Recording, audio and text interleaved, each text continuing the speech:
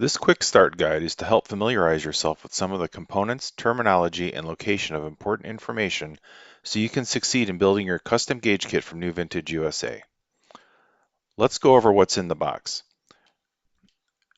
Every kit will come packed with the gauges on top and the accessories in the back cubby or underneath.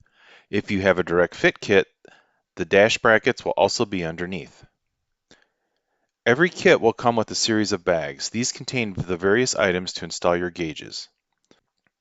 The main bag contains your gauge instruction book, harnesses, and an additional bag inside there, which we refer to as the oil pressure bag. In the oil pressure bag, you'll find the oil pressure sender, temperature sender, adapter bushings, programming buttons, and hardware for the back clamps. Back clamp bags. There will be a bag with the back clamps for the large gauges. These are the metal U-shaped pieces.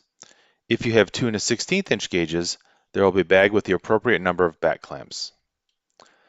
Then lastly, we have the direct fit bags. All the direct fit kits will usually have a bag that contains the hardware for the bracket and the bracket installation instructions. Now let's go over some of these items in detail. The speedometer uses an amp harness. This is an automotive grade plug with multicolor wiring. There are 2 in each kit and they are both identical. Wiring depends on the kit you have. The instruction book contains all of our wiring layouts, so you only need to pay attention to the one you are building. We have even included images to show the different kits to make things easier. Following the diagram as needed, if the diagram says not used for a wire, you can either clip it off or just tape it off so that you're not using it. On the back of the larger gauges, there is a black cap next to the amp plug. If needed, you can access the dip switches by removing this cap. The only time you'll need to get in there is to change the fuel gauge setting or to use the pull-up function on a tachometer.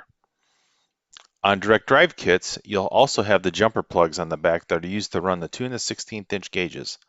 Note that they are labeled B, C, and D. On the instructions, you'll see which gauge goes into which port. The 2 1/16 inch gauges are just blanks, so they must be plugged into the correct port to operate correctly. The main gauge is the brain that runs the smaller gauges. Let's go over tachometers. Similar to the speedometer, there is a black plastic cap that can be removed. The only time you'll need to get in there is to change dip switch number 5 if you're running the tach from the LS computer. Tach connections are on page 12.5. Yes, page 12.5, that's correct. And there is a link in the description that covers the tachometer connections for any engine configuration. Same as on the speedometer, we have jumper boards if you have a direct drive kit. The correct 2 1/16 gauge must be plugged into the proper port to operate the gauge. 3-in-1 and quad gauges are similar with the same case and cap but without the jumper plugs. On the fuel gauge, we ship all of our direct fit kits with the appropriate setting for the factory fuel tank. All other universal kits are shipped with the 0 to 90 ohm setting. To change the setting, all you need to do is pop off the black cap of the gauge that has the fuel gauge in it, or the one that runs the fuel gauge. For example, speedometer on direct drives, quads, it's on the quad, and it's on the tach on the 3-in-1. Refer to the dip switch settings on the back of the big book, and there's a link below on fuel gauges and senders. The direct drive 2 1/16 gauges are just blanks that are driven by the larger gauges. Make sure they are plugged into the correct port as shown in the 6-gauge kit instructions. This eliminates all the wiring we had to do in the old days and eliminates 75% of the wiring. We have 2 more things to cover on these. The lighting is integrated and no additional bulbs are required. The holes are used for storing the plug ends during shipping and assembly. Once you have everything connected, you can just feed the excess wire back into the gauge case to clean things up. Now let's go through the senders. These are the temperature and pressure senders that come in the kit. You must use these to match to the gauges. You cannot use the factory senders or piggyback anything off of them. They are 1/8 inch NPT and can be adapted with the included bushings, our LS kit, or some fittings or pipe from the hardware store. We have more details on that down below. These are the programming buttons. These are used to activate the functions in the OLED screens and to set up your gauges once installed. There are number 1 and number 2 most asked questions. Number 1, how do I hook them up? Just follow the diagram. One side goes to ground and the other goes to the brown and white wire with a label. Every gauge with an OLED screen needs one. What's important here is you need to have a good ground on the main gauge harness, or you will ground out the gauge through the button. Make sure to check out the Clean Power and Grounds article in the link below. Number 2, where do I put the buttons? The answer is wherever you'd like. Put them in the dash, underneath the dash, in the roof, wherever you'd like. Indicator lights. Our number 3 call is, y'all forgot my blinkers. Every gauge with an LED screen has 3 indicator lamps. They are triggered by 12-volt positive and are invisible when off. Just follow the diagram for each one. If you don't need one, simply do not connect it. If you need one to be ground triggered, just use a relay as shown in the book, and we also have a tech video on that in the comments below. Now let's start talking about wiring these up. Let's start with the speedometer. The speedometer is connected to a signal on the orange wire on the harness connected to the speedometer. This can be connected to an OE aftermarket 2 or 3 wire speed sender in the transmission. It can also read from most PCMs that have a speed signal output, including GM and Holley Terminator X Max. Check out the links below for more detail on those. We also have a GPS sender that simplifies things in the event that you don't have a speed signal available. The speedometer is set up using the OLED screen.